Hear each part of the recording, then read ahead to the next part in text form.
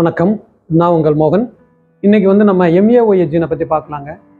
இந்த MAOA gene யாருக்கெல்லாம் அதிகமாக இருக்கும்னா, சைக்கோ கேரக்டர் உள்ளவங்க, ஆன்டி சோஷியல் ஆக்டிவிட்டீஸில் ஈடுபடக்கூடியவங்க, இவங்களுக்கு ரொம்ப அதிகமாக இருக்கும். அது இல்லாமல் இந்த சீரியல் கில்லர்னு சொல்கிறவங்களுக்கும் இது ரொம்ப அதிகமாகவே இருக்கும். இந்த MAOA ஜீனுக்கு வந்து அப்ரிவியேஷன் என்னென்னா மோனோ அமீன் ஆக்சிடேஸ் ஏன்னு சொல்லுவாங்க. இந்த மோனோ அமீன் ஆக்சிடேஸ் ஏங்கிற ஜீன் வந்து மோனோ அமீன் ஆக்சிடேஸ் ஏ அப்படிங்கிற என்சைமால டீகோட் ஆகிருக்குங்க. இந்த என்சைம் வந்து மியூட்டேஷனால் சில குறைபாடுகள் ஏற்பட்டால் அது நியூரோ டிரான்ஸ்மிட்டரை பாதிக்கும். அந்த நியூரோ டிரான்ஸ்மிட்டரை பாதிக்கிறனால இந்த சடன் ப்ரோபகேஷன், இந்த சீரியல் கில்லர் உருவாகிறது,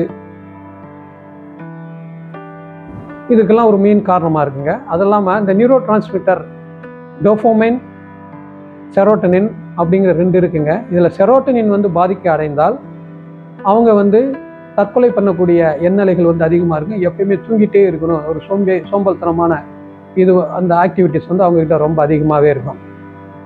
இது நம்மளுடைய மூளையில் எந்த இடத்துல இருக்குன்னா, இது வந்து ஒரு கேட்டலிஸ்ட் ஆக்டிவிட்டிங்க. இது ஒரு ஃபிக்ஸ்டு ஸ்ட்ரக்சரே கிடையாது. இது மைட்டோகாண்ட்ரியாவில் எக்ஸ்டர்னல் மெம்பரேனில் மோனோ அமீன் ப்ரொஜெக்ஷன் நியூரான் அப்படிங்கிற பகுதியில் இருக்குது.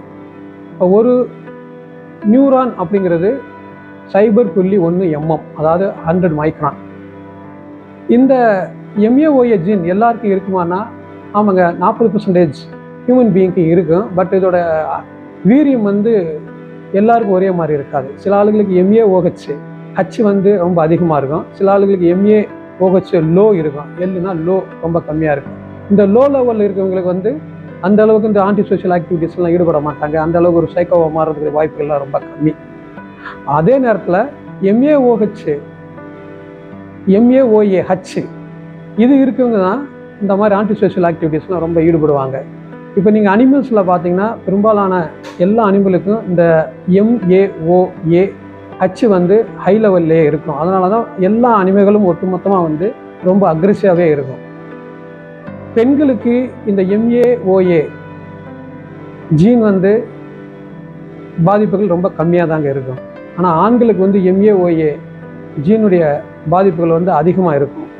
ஏன் அப்படி அதிகமாக இருக்குன்னா, ஆண்களுக்கு வந்து MAOA ஜீனில் இருக்கிற அந்த MAOA என்சைம் வந்து பாதிப்புகள் வந்து அதிகமாக பாதிப்படையும். அதனால் வந்து என்னென்னா, இந்த நியூரோ டிரான்ஸ்மிட்டர் வந்து பாதிப்படையும். இப்போ நியூரோ டிரான்ஸ்மிட்டர் பாதிப்படைகிறதுனால செரோட்டனின், அந்த டோபமைன் அப்படிங்கிற அந்த நியூரோ டிரான்ஸ்மிட்டர் கெமிக்கல்ஸ் வந்து பாதிப்படைகிறதுனால அவங்க வந்து ரொம்ப அக்ரெசிவாக, அதனால பெரும்பாலான சீரியல் கில்லர் நீங்கள் பார்த்தீங்கன்னா, இல்லை ஆன்டி சோஷியல் ஆக்டிவிட்டீஸில் ஈடுபடுறவங்க நீங்கள் பார்த்தீங்கன்னா பெரும்பாலும் ஆண்களாக தான் இருப்பாங்க. இதுக்கு இன்னொரு பேர் வந்து வாரியர் ஜீன்னு கூட சொல்லுவாங்க. அதே நேரத்தில் இந்த MAOA ஜீனை வந்து எக்ஸ் லிங்க்டு ஜீன்னு கூட சொல்லுவாங்க. ஏன்னா இது இருக்கிற இடம் வந்து எக்ஸ் குரோமோசோம். இந்த ஜீனை வந்து பெரும்பாலும் எப்படி வந்து இந்த சயின்டிஸ்ட் கண்டுபிடிக்கிறாங்கன்னா, அப்சர்வேஷனல் மெத்தட் அண்ட் ஸ்டாட்டிஸ்டிக்கல் மெத்தட்னு சொல்லுவாங்க. இந்த ரெண்டு மெத்தடை ஃபாலோ பண்ணி தான் MAOA ஜீனால் பாதிக்கப்பட்ட நபர்களை வந்து ரிசர்ச் மூலயமா கண்டுபிடிக்கிறாங்க. இந்த MAOA ஜீனால் பாதிக்கப்பட்ட நபர்களுக்கு வந்து தைரமின் அப்படிங்கிற அமினோ ஆக்சைடு கண்டெய்னாக இருக்கிற ஃபுட்டை வந்து கொடுக்கக்கூடாதுன்னு டாக்டர் வந்து சஜஸ்ட் பண்ணுறாங்க. ஏன்னா இந்த தைரமின்ங்கிறது ஒரு அமினோ ஆக்சைடு, இதுதான் வந்து நம்மளுடைய பிளட் ப்ரெஷரை வந்து ஃப்ளக்சுவேஷன் பண்ணுறதுக்குலாம் மெயின் காரணமாக இருக்குது அப்படின்னு சொல்கிறாங்க. இந்த சீரியல் கில்லருக்கு வந்து இந்த MAOAH ஜீன் இருந்தால் மட்டும் பத்தாதுங்க. இதோட சேர்ந்து வந்து இன்னொரு ஜீன் இருக்கணும். அதுக்கு பேர் CDH13 அப்படிம்பாங்க. இந்த ரெண்டு ஜீன் இருந்தால் பெரும்பாலும் அவங்க சீரியல் கில்லர்னு சொல்லுவாங்க.